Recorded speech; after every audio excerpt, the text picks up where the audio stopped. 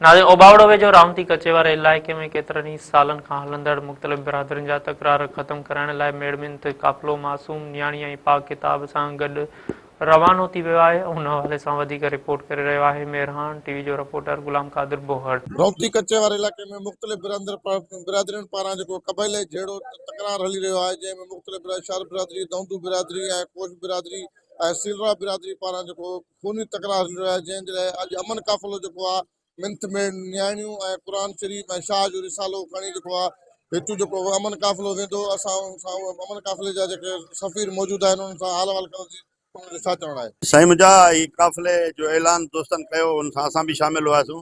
ऐं त हिन काफ़िले में वञण जे लाइ मक़सदु असांजो सबबु इहो आहे त असां चाहियूं था त उन इलाइक़नि में अमन थिए।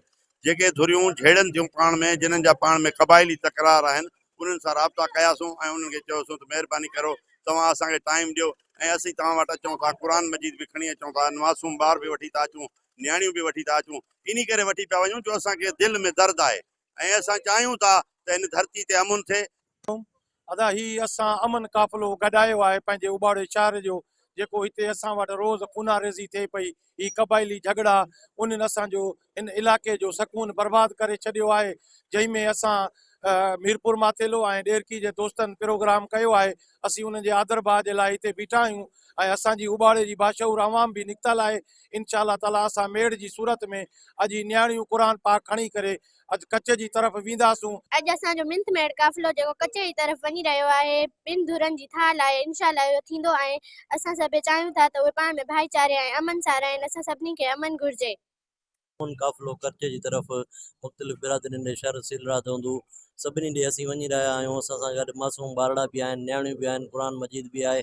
असीं चाहियूं था त असांजे इलाइक़े जो ज़िले घोटकी जो तालुको उबाड़ो रोंती जो अमन बहाल थिए ऐं असांखे उमेदु आहे त इंशा अल्लाह ताला हीअ अमन क़ाफ़िलो जेको मेड़ मिनत क़ाफ़िलो असीं वञूं था, असांखे मोट मिलंदी आहे, इंशा अल्लाह भलाई थींदी आहे। हू जेको रिसेंटली कच्चे जे अंदरि वाक़ियो थियो आहे, कुझु कबीलनि जे अंदरि जेको झेड़ो थियो, असां सियासी समाजी दोस्त उन खे कबीलाई दहशत गर्दी चऊं था ऐं सिंध सरकार सहूलतकारीअ जो किरदारु अदा करे रही आहे। आई जी सिंध सीएम सिंध खे त ख़ुदारा होश जा नाखुन वठो, कंहिं बि कबीले जा दुरबर न थियो ऐं तव्हांजे लाइ सभु बराबरि आहिनि। सिंध जा जेके उस्ताद आहिनि, वकील आहिनि, साफ़ी आहिनि, सियासी समाजी क़ौम परस्त धुरियूं आहिनि या जेके शागिर्द आहिनि, उहे शाह लतीफ़ जो रिसालो सिंध जी रिवायतुनि खे अॻियां रखंदे ही जेके सिंध जे अंदरि जेका दहशतगर्दी थी रही आहे, असीं सम्झूं था त इहा सिंधी क़ौम जी नसल कशी आहे।